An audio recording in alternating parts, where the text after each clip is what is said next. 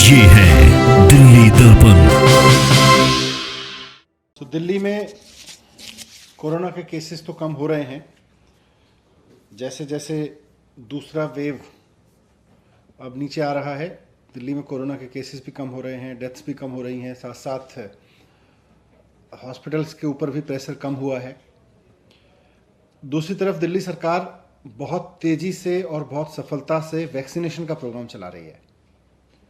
जितनी भी वैक्सीन उपलब्ध हो पा रही है, सारी की सारी वैक्सीन बहुत तेज़ी से हमारी कोशिश है कि लोगों को लगा दी जाए ताकि हर व्यक्ति को सुरक्षित किया जा सके। हमारे लिए एक वैक्सीन किसी व्यक्ति को लगाने का मतलब सिर्फ इतना नहीं है कि कोई डेटा हमारा क्रिएट हो रहा है, बल्कि हमारे लिए जैसे ही एक व्यक्ति को वैक्सीन लगती है तो ये हमारे लिए एक अवसर है कि हम उस व्यक्ति को सुरक्षित कर दें कोरोना से खतरे से। तो एक एक वैक्सीन को हम इस भाव के साथ लगा रहे हैं कि हम जितना जल्दी हो सके उतना जल्दी एक एक व्यक्ति को कोरोना से सुरक्षित कर सकें, उसके सिक्योरिटी विंग में ले सकें। पर समस्या सप्लाई को लेके है। सप्लाई हम समझते हैं, जिसको मैंने पहले भी उठाया कि एक्सपोर्ट कर दी गई इसलिए गलती हुई, और उस एक्सपोर्ट की वजह से, विदेशों में बेचने की वजह से आज भारत में वैक्सीन की तंगी है। पर फिर भी अब जितनी वैक्सीन लगातार बन रही है उसके हिसाब से जो हमें सप्लाई मिल रही है, उसको लेके भारत सरकार की एक चिट्ठी आई है हमारे पास कल, जिसमें भारत सरकार ने कहा है कि हमें अब मई के महीने में 45+ एज ग्रुप के लिए जो वैक्सीन मिल रही है उसकी तो 3,82,000 डोज मिलने वाली हैं। मई के महीने में 3.83 लाख मिल जाएंगी। लेकिन मई के महीने में 18 से 44 साल की उम्र के लोगों के लिए और कोई वैक्सीन हमको अब नहीं मिलेगी।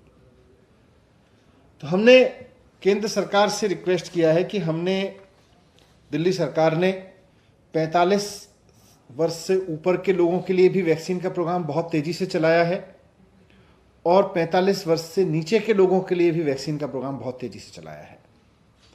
आज से दिल्ली के सरकारी स्कूलों में 45 वर्ष से ऊपर के लोगों के लिए जो वैक्सीन का प्रोग्राम चल रहा था पहले हॉस्पिटल और डिस्पेंसरीज में, उसको भी वहाँ शिफ्ट करना शुरू कर दिया गया है और बहुत स्मूथ वो फंक्शन कर रहा है। वहाँ बाकायदा हम लोगों का वॉक इन, यानी कि जिसका कोई रजिस्ट्रेशन नहीं है उसका भी रजिस्ट्रेशन कर रहे हैं। तो ये बहुत सफलतापूर्वक चल रहा है। इसमें केंद्र सरकार से भी हमें सहयोग की अपेक्षा है और हमें और वैक्सीन चाहिए। अभी हमारे पास अगर देखें तो दिल्ली के पास में जो 45 वर्ष से ऊपर के लोग हैं उनके लिए अगले 4 दिन की वैक्सीन है, लेकिन जैसा केंद्र सरकार ने कहा कि वो तो जल्दी और 3 लाख वैक्सीन, 3.25 लाख वैक्सीन मिल जाएगी लगभग। 18 से 44 उम्र के लोगों के लिए भी हमारे पास में आज के बाद केवल 3 दिन के लिए वैक्सीन बचेगी, तो वो भी हमें उपलब्ध कराएं। मैंने आज भारत सरकार को चिट्ठी लिखी है जिसमें उनसे मैंने 3 रिक्वेस्ट की हैं। मैंने उनसे एक रिक्वेस्ट किया है कि 18 से 45 साल के लोगों के लिए भी हमें और वैक्सीन उपलब्ध कराएं, जैसे कि आप हमें 45 साल से ऊपर के लोगों के लिए करा रहे हैं। उसको सरकार खरीदने को तैयार है, लेकिन उपलब्ध तो कराएं, और कम से कम उतनी तो उपलब्ध कराएं जितनी 45 साल से ऊपर के लोगों के लिए दी जा रही है। क्योंकि 45 साल से ऊपर के लोगों के लिए जैसे आपने अभी 3,83,000 और दी है, तो वैसे ही 45 साल से छोटे उम्र के लोगों के लिए भी आप हमें 3,83,000 या 4 लाख वैक्सीन और दे दें, तो हम इतने लोगों को साथ साथ और लगा सकते हैं। वरना हमें 4 दिन के अंदर अंदर अपने ये सेंटर्स बंद करने पड़ेंगे। आज से 3 दिन में हमको 18 से 45 सेंटर, 18 से 45 उम्र के वर्ग के लिए जितने हमने वैक्सीनेशन सेंटर खोले थे, ये अब खाली पड़ जाएंगे। इसके बाद हमको ये बंद करने पड़ेंगे। तो पहला रिक्वेस्ट तो उनसे ये किया है कि आप हमें जितनी वैक्सीन हमें 45 साल से ऊपर के लोगों के लिए दे रहे हैं, कम से कम उतनी वैक्सीन हमें 45 साल से कम उम्र के लोगों के लिए भी उपलब्ध कराएं। पहले तो रिक्वेस्ट ये है। दूसरा हमने रिक्वेस्ट किया है, हम समझते हैं कि वैक्सीन का प्रोडक्शन अभी एक समस्या है, उसमें मैनेजमेंट में जो भी कमी रह गई, लेकिन है। जितनी भी वैक्सीन देश में अब बन रही है, दोनों कंपनियां जितनी वैक्सीन बना रहे हैं, उसका एलोकेशन केंद्र सरकार कर रही है।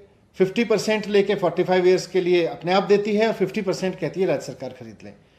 तो इसका एलोकेशन का पूरा डेटा सार्वजनिक हो, इसमें ट्रांसपेरेंसी होनी चाहिए कि किस राज्य को 45 साल से ऊपर के लोगों के लिए कितनी वैक्सीन दी है, 45 साल से नीचे के लोगों के लिए कितनी वैक्सीन दी है।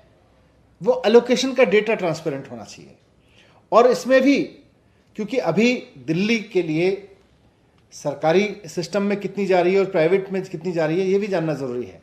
तो अगर कंपनियां प्राइवेट को सप्लाई कर रही हैं तो हमें ये भी बताती रहें कि उन्होंने सरकार को कितना दिया है, प्राइवेट को कितना दिया है पूरे देश में।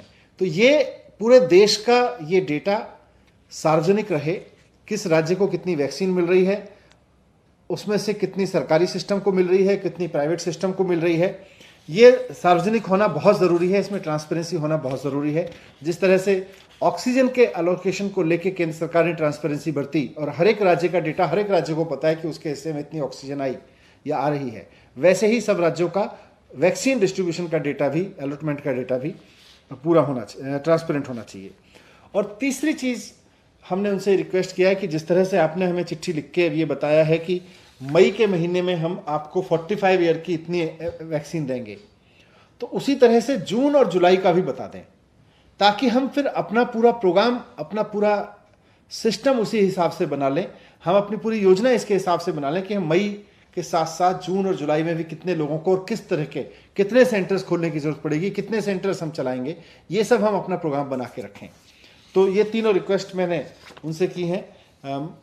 18 से 44 साल के लोगों के लिए और वैक्सीन चाहिए, कम से कम इतनी तो चाहिए जितनी 45 साल से ऊपर के लिए लोगों के लिए दे रहे हैं। दूसरा, पूरा एलोकेशन का डेटा वैक्सीन का ट्रांसपेरेंट होना चाहिए। और तीसरा, अगले 2 महीने के लिए भी कितना एलोकेशन आएगा वो भी अगर हमें अभी एडवांस में पता चल जाएगा तो हम उसी के हिसाब से अपना आगे का प्लान बना सकते हैं। Thank you. लेटेस्ट खबरों के लिए सब्सक्राइब करें हमारा YouTube चैनल या फिर लॉग ऑन करें www.delhidarpantv.com। खबरों की कवरेज और विज्ञापनों के लिए संपर्क करें इस नंबर पर।